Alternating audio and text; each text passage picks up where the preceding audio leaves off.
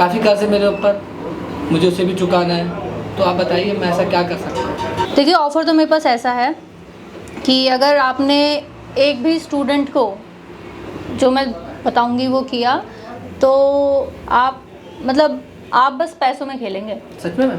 जी, बस एक स्टूडेंट तक पहुंचा देना, और जैसे वो एक स्टूडेंट तक पहुंचेगी ना, ये मेरी गारंटी है, इस यूनिवर्सिटी का हर एक बच्चा आपके पास आएगा। मैं रहता मैम मैं इंडिया में हूँ, पर मैं हूँ नेपाल से। नेपाल से हैं? नेपाल में कहाँ से हैं? नेपाल पोखरा। पोखरा से। देखो, ये बच्चे अमीर बाप की बिगड़ी औलादे हैं, तुम नहीं दोगे तो कोई और देगा। महात्मा बन के तुम्हें क्या मिलेगा? आप चाहते हैं मैं उसकी लाइफ बर्बाद कर दूँ? बैंक को ना सिर्फ पैसा चाहिए होता है, समझ गए? और बैंक को पैसा नहीं देगा ना, सीधा जेल में कर देगा, तुम्हारे घर प्रॉपर्टी यहाँ से ना भगा देगा नेपाल। नमस्ते, आई होप आप सब लोग बहुत अच्छे होंगे। सो मैं मनीषा चौहान फिर से आप सब लोगों के लिए एक बहुत ही खास वीडियो लेके आई हूँ। तो जैसे कि आप सब लोगों की बहुत ज़्यादा रिक्वेस्ट आ रही थी कि आपको एक और नेपाली सोशल एक्सपेरिमेंट चाहिए, तो बड़ी मुश्किल से, क्योंकि बहुत मुश्किल से मिलते हैं, तो मैं एक फ्रेंड के रेफरेंस से इस कैफ़े में आई हूँ जो कि है अपना अड्डा। मेरे फ्रेंड के रेफरेंस से मुझे पता लगा है यहाँ के एक नेपाली ओनर है जो कि फाइनेंशियली काफ़ी प्रॉब्लम में है। तो उसी फाइनेंशियल प्रॉब्लम का मैं फ़ायदा उठाने की कोशिश करती हूँ, देखती हूँ कि वो मेरे इस जाल में आ जाते हैं और पैसों के लिए फिसल जाते हैं, या फिर इंसानियत बची है, और देखते हैं उनका क्या रिस्पांस होता है। तो चलिए सीधा कैफ़े के अंदर लेके चलते हैं। मैंने अपनी टीम के साथ कैमरा वैमरा सब सेटिंग कर रखी है, तो सीधा अंदर चलते हैं।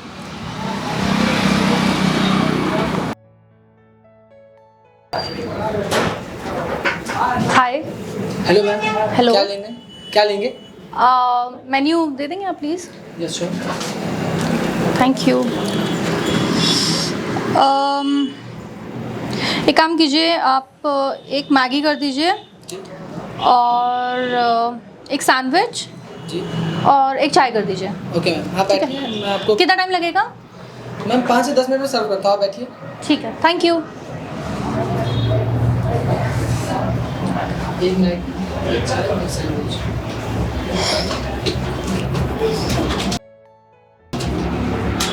Excuse me, yes ma'am. ज़्यादा टाइम लगेगा अभी? मैम बस 5 मिनट। अच्छा, इतने 5 मिनट लगेंगे? मुझे आपसे कुछ बात करनी थी, आप फ्री हैं? 5 मिनट ही लूँगी मैं अभी, इतने ऑर्डर आ जाएगा, इतने मैं आपसे बात भी कर लूँगी। जी मैम मैं फ्री। तो प्लीज़ बैठेंगे?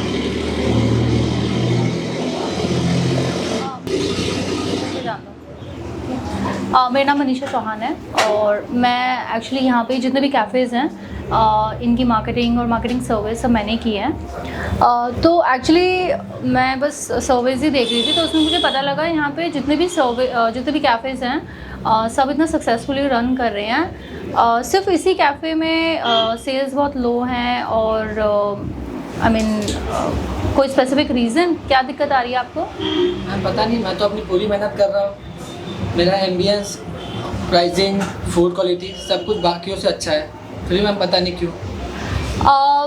कुछ तो रीज़न होगा, क्योंकि देखिए प्राइम लोकेशन पे है। अगर लोकेशन में प्रॉब्लम होती या कुछ भी होती तो आई थिंक सारे कैफ़ेज़ नहीं चल रहे होते, सब कैफ़े चल रहे हैं, बस इसी में दिक्कत आ रही है। तो आई थिंक कुछ तो प्रॉब्लम होगी इस कैफ़े में। आपने कभी सोचा इस बारे में? मैम सोचा तो है, पर मैं तो अपना बेस्ट दे रहा हूँ। पता नहीं, हमारा तो फूड भी सबसे अच्छा है। जैसे कि अभी आप टेस्ट करेंगे, आप खुद ही बताइएगा। जी, मैं ज़रूर टेस्ट करके बताती हूँ। पर आप सब करते हैं, आप ही बताइए ऐसा क्या रीज़न हो सकता है? ओके, देखिए मुझे तो एग्जैक्ट रीज़न पता है क्यों नहीं चल रहा है, क्यों आपका कैफ़े नहीं चल रहा है, क्यों बाकियों के चल रहे हैं। ऐसा क्या रीज़न है?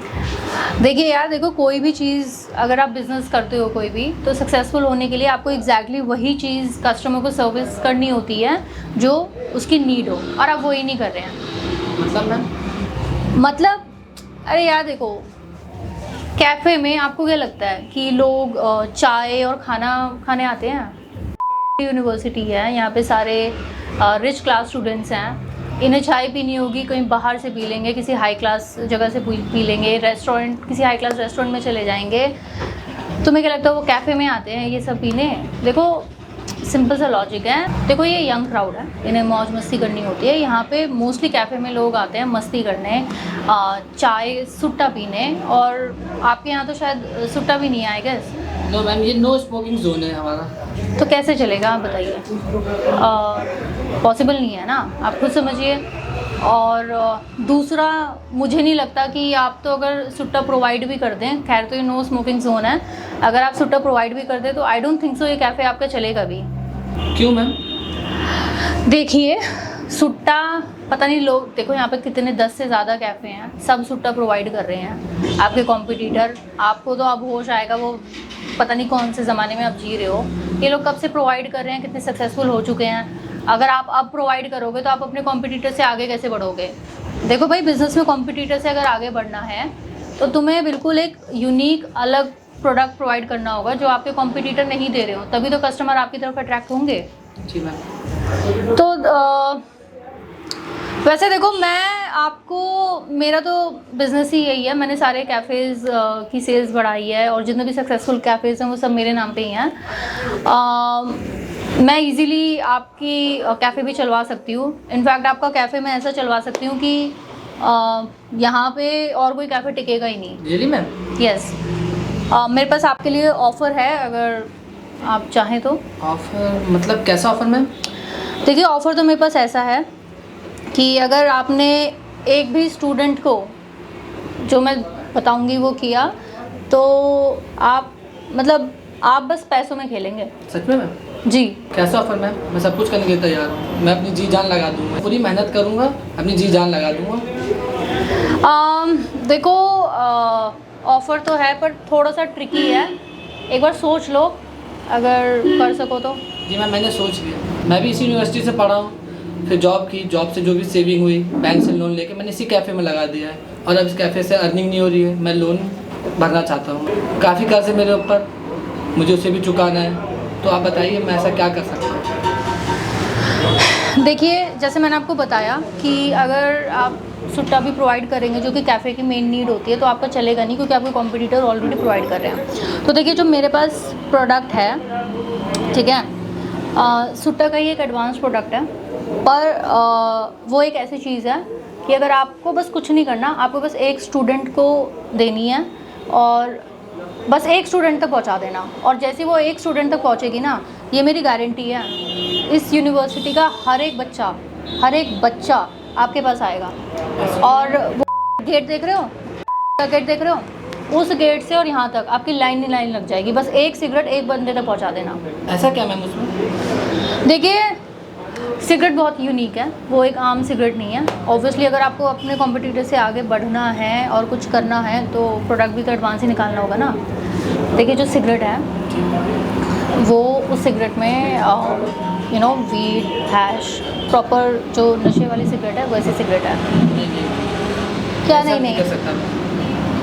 अरे तुम इसीलिए डर रहे हो ना कि लीगल डॉक्यूमेंट्स, लीगल फॉर्मेलिटीज़, वो तुम फिक्र मत करो, मेरी कंपनी सब हैंडल करने की, डरने की कोई बात नहीं है। नहीं मैम सॉरी, ये सब मैं नहीं कर सकता। अरे यार देखो, मैं समझ सकती हूँ किसी का भी डर होगा तो सिर्फ इसलिए होगा कि कोई मसला ना हो जाए। तो यहाँ पे देखो इंडिया है, टैक्स डिपार्टमेंट सब मैं संभाल लूँगी, सब इजीली हो जाएगा। यार इंडिया में रहते हो, पता है ना इंडिया का क्या हिसाब किताब है, आराम से सब हैंडल हो जाएगा। इस देश में रह के तुम्हें इस देश का नहीं पता क्या?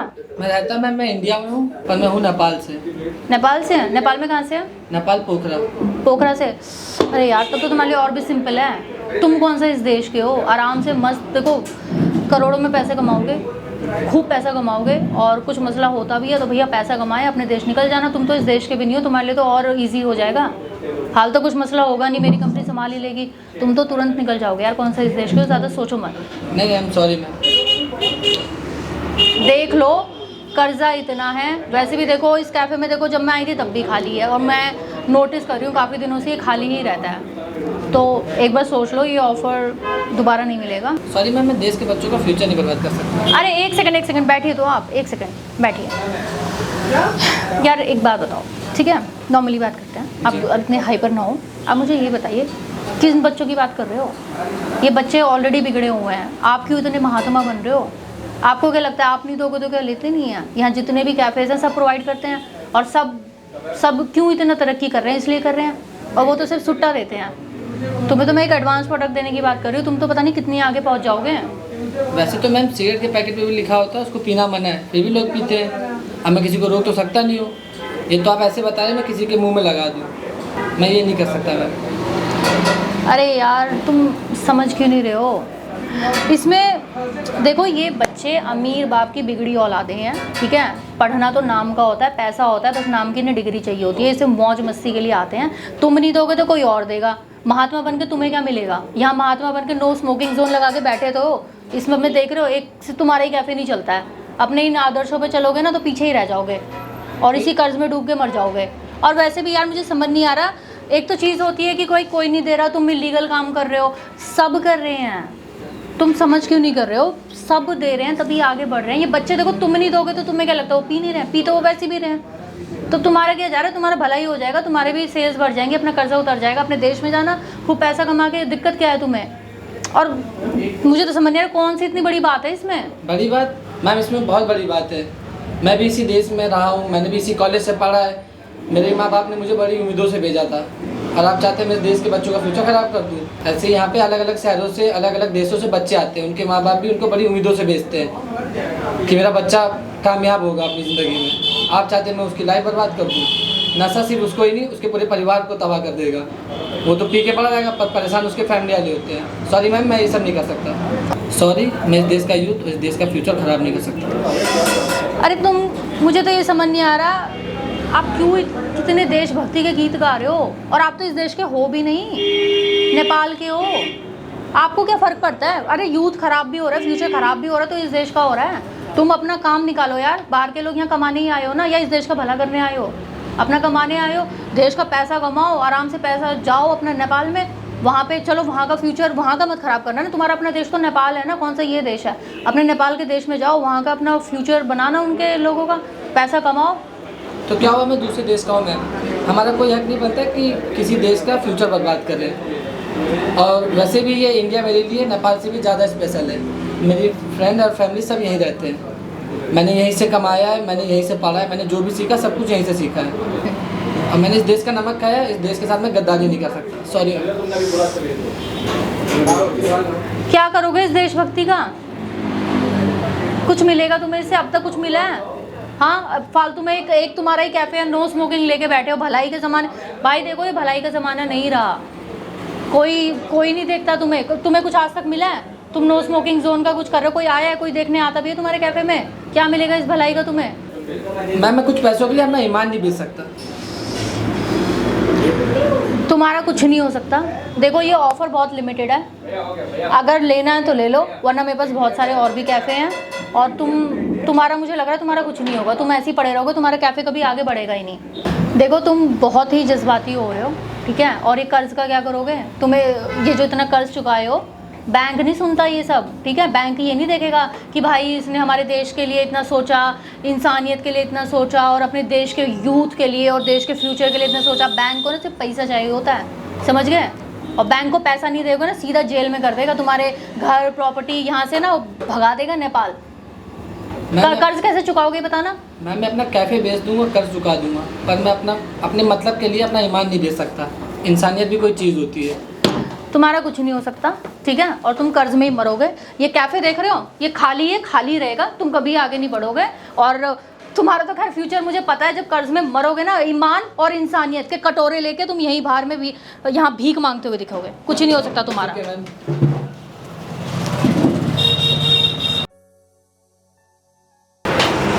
एक्सक्यूज मी, एक लास्ट ऑफर तो देना रह गया। अब मुझे कोई ऑफर नहीं चाहिए, आप जा सकती हैं यहाँ से।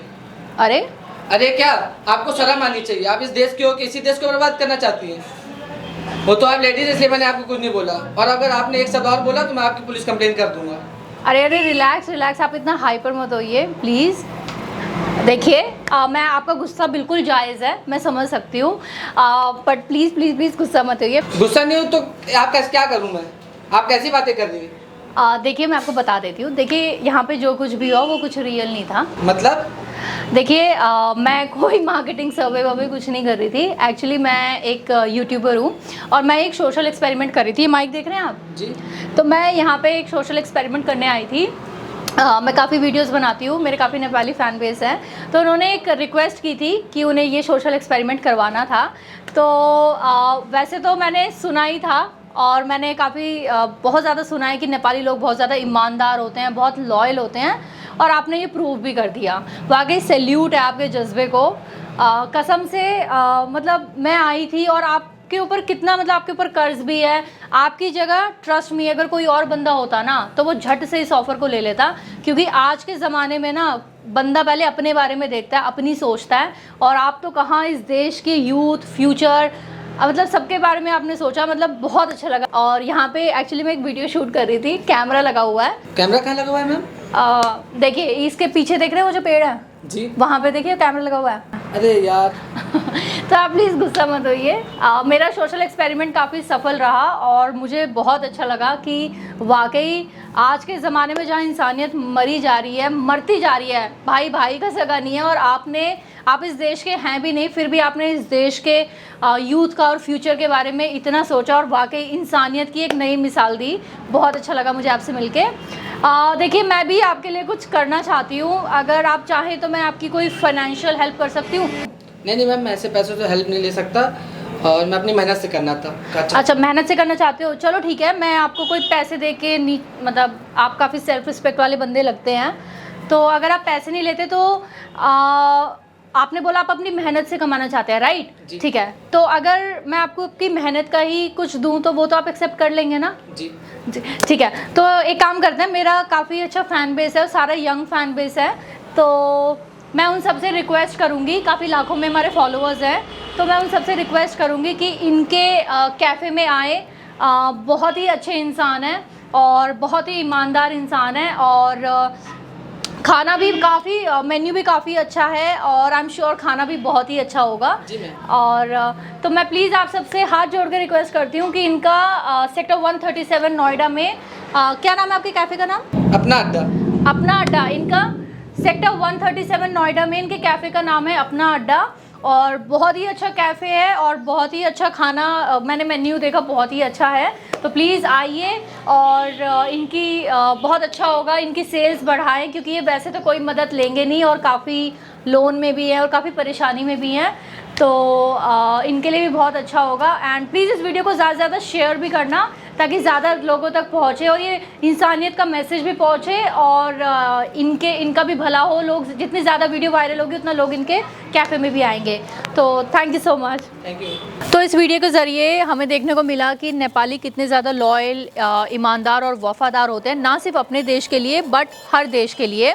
इनफैक्ट इस वीडियो में उन्होंने बहुत ही दिल को छू देने वाली बात कही, इतनी इम्पॉर्टेंट और सेंसिटिव बात कि नशा ना सिर्फ नशा लेने वाले को बल्कि उसके पूरे परिवार को बर्बाद कर देता है, और बहुत सही बात कही है, लाखों परिवार के परिवार उजड़ जाते हैं सिर्फ इस नशे की लत में। तो प्लीज़ मेरी आप सबसे हाथ जोड़ के रिक्वेस्ट है, नशे की लत में ना पड़े, एंड स्पेशली वो यंग बच्चे, क्योंकि इसी एज में वो फिसलते हैं, और आपके माँ बाप आपको बहुत उम्मीद के साथ आपको पढ़ने लिखने के लिए भेजते हैं कि उनका बच्चा पढ़ेगा, आगे बढ़ेगा, उनका नाम रोशन करेगा।